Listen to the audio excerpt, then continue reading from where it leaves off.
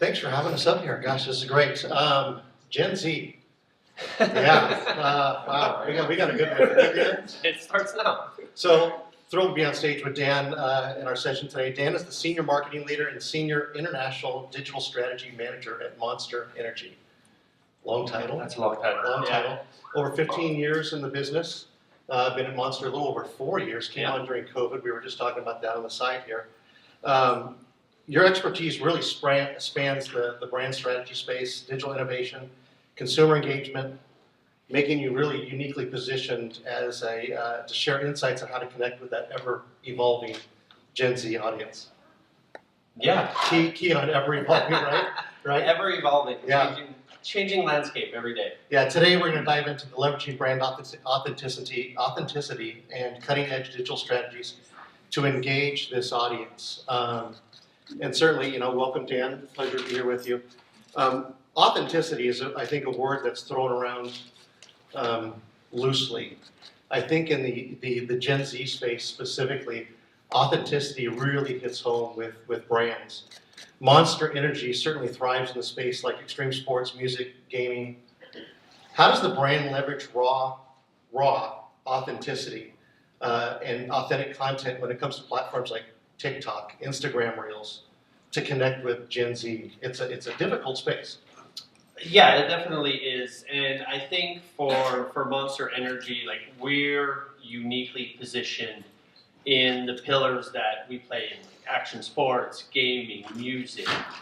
Monster it's a very raw brand. It's unfiltered. It's unique, and so when raw content is having its moment right now and people want to see authenticity on TikTok and on Instagram Reels, we're very fortunate that the pillars we play in fit exactly that. They're raw, they're unfiltered. When you look at some skateboarders that we sponsor, we get a lot more engagement, positive feedbacks when we show them falling when they're trying a trick, or when they're just skating with a couple of buddies down the street. We get a lot more positive feedback from that than we would get from a polished, X Games type of content.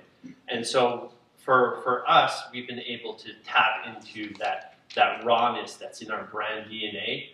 And it's been really beneficial for us that raw, authentic content is really having its moment on these platforms, because that's where we've been from the very beginning. We started in the skateboarding scene, in the skate scene from day one, and to see that come to life digitally now, that's where we've been all along, and to be able to tap into that content, to make that connection with Gen Z has really been beneficial for us. Yeah. Dan and I were talking in our get to know each other sessions over the last couple of days. My company, PREMION, is a streaming TV company. We aggregate streaming content for advertisers and put very purposeful 30-second, very well scripted ads in place. It's not something that Dan does, and it's been a polar opposites for us in these conversations. But I really got to know the Monster brand over the last few days, and I really appreciate the values you guys bring to the table. Gen Z's really look at aligning authenticity and value together. How do you bring that value proposition into the Gen Z space and still keep that edginess to Monster? Yeah, I mean, for us, it's all about tapping into those communities from a grassroots level and really working from the ground up to make that connection feel real. We sponsor a lot of up-and-coming musicians, up-and-coming athletes, and so for Monster, when we are in those communities from the ground up, think about gaming. We were in gaming before gaming was a thing, and so to see Monster partner with Call of Duty, it doesn't feel out of place because we've been in the gaming space for a really long time, and it's the same with the skate community. We've been sponsoring grassroots skating since Monster began 22 years ago. It's just now we're moving that to a more digital space, but we've been there all along. So it feels authentic to the consumer and to the fan because we've always been there. It's in our brand DNA. You mentioned grassroots a couple times, and that kind of leads into evolution and digital innovation. Keeping in the grassroots mentality, digital innovation can sometimes escape some companies. And especially Gen Zers, when you look at Gen Zers, they expect the brands to meet them where they are. How is Monster Energy innovating across digital platforms to maintain engagement and excitement for this very evolving and ever elusive audience? Yeah, from a digital perspective, like Monster didn't start off in the digital space. We're relatively new in social. The brand was built from in real life experiences at concerts, at skate competitions, and things like that. And as social media, digital has become a more relevant part of everyone's lives. We've had to not shift our focus, but attribute more of our resources to connecting on digital. And we've been fortunate enough to have some great partners along the way, like some of the big social companies, Meta, Snap, TikTok that we've mentioned previously. Like we're able to partner with them to unlock some non-traditional ways of connecting with the new generation that's authentic to Monster. And so we're able to show up in a way that other brands aren't able to. And that's how we keep kind of innovating digitally, finding those partners. A lot of them are in the room today, where we can unlock better products or things like that, and really connect with our consumers on a different level. And since, as a company, we're new to digital, we are also very fortunate from leadership to have a really test and learn approach. Like we're not afraid to fail, do something wrong, learn from it, and make sure that we're not doing that same mistake twice. And that's unlocked a lot of key insights for us. Like, don't do this shit. Like, this doesn't work. Like, try something different.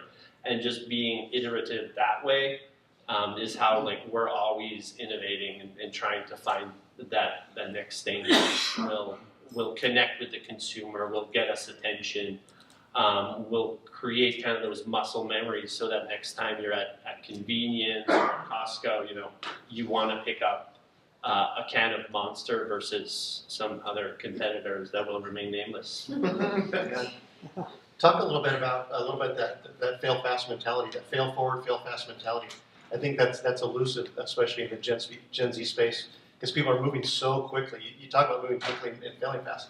What does it mean at Monster Move with them? Yeah, I think data plays a big part in that. We have a whole data and insights team that we work with. Monster's never going to be the company that, hey, Jason, you bought a Monster yesterday at 7-Eleven at 10 a.m.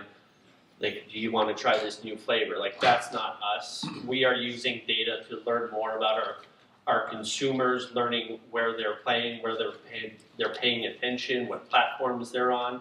And we are unlocking insights each and every day. Like, oh, maybe this, 12-second skate content will work. Maybe it won't. But from leadership down, we have that flexibility to try new things, and if it works, fantastic.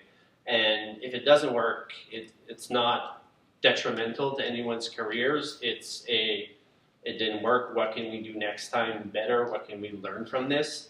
And that's really one of the great things about working at Monster is just that fail fast mentality of like, hey, get over it, get to the next thing. Like,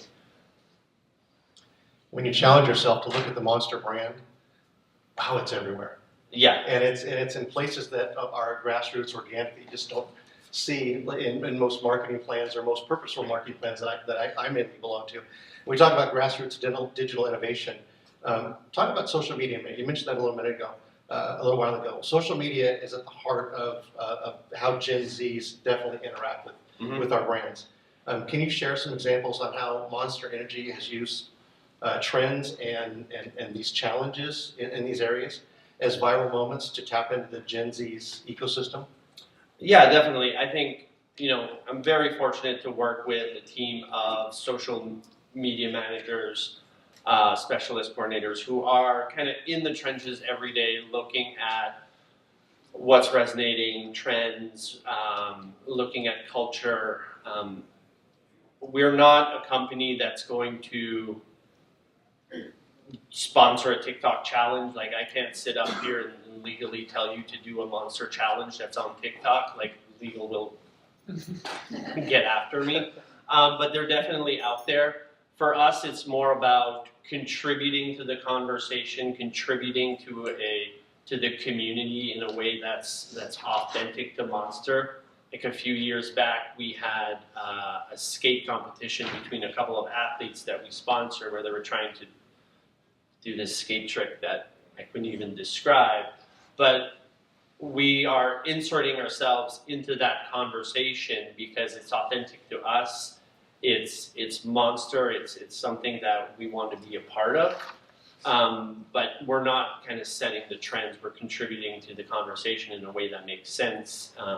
Another example is, like, a few weeks ago, there was, I think it was in the UK, someone got a big chest plate, like the Monster Claw. And, like, we inserted ourselves into the conversation, like, bro, what are you doing? Like, this isn't like a stick-on tattoo, this is a real thing, and it kind of went viral in the UK, but that's how we're kind of tapping into Gen Z in that way, not necessarily by creating the challenges or sponsoring things, but just inserting ourselves into the community, into the conversation in a way that's authentic and that you would expect Monster to do. I think it'd be fun to be on just a fly on the wall for your legal team on some days to hear the things that they're shutting down, the things that actually don't make it to press or don't make it to reality. There's definitely a lot of stuff on the cutting room floor that, you know, we can't do. Like I said, a lot of those monster challenges on TikTok, don't do it. That's organic and grassroots. Yeah. Yes, yeah. Switch over to omnichannel and omnichannel marketing. Yeah. It seems omnichannel means something different to everyone in this room, and a seamless omnichannel presence for you. And Gen Zs expect consistency and convenient experiences across, you know, physical and digital channels. How does Monster ensure that the brand itself feels cohesive, whether it's events, stores, online? You guys are so diverse in where you're at. Omnichannel has to be a certain purposeful intent, but at the same time, a little loose to stick with the brand authenticity. Yeah, definitely. I mean, Monster didn't become the global phenomenon that it is by accident. We are very purposeful in where and how we show up. We have two brand folk here whose part of their job is to scrutinize all POS, all trade marketing material, go over logo placement, logo size, who's on the POS with us, how big are their logos, our activations at events, how are we sampling, how's the can showing up.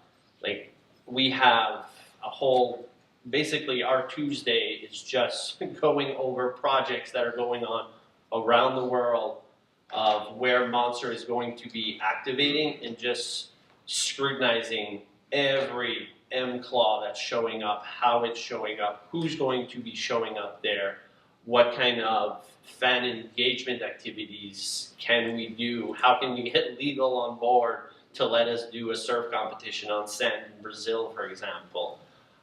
So the way we're showing up in real life, that's part of it. And now another is, how are we transferring that over to digital? Like, how are we showing up on Amazon? How can we make the Monster page on Walmart look like authentically Monster on Amazon? How do we make that seamless transition from in real life events to the digital experience, make that authentically Monster? And that's something that, you know, we're constantly working on, we're constantly updating graphics, logos, things like that, to make sure that we are showing up as Monster Energy to kind of keep that legacy going for the next 50 plus years, hopefully.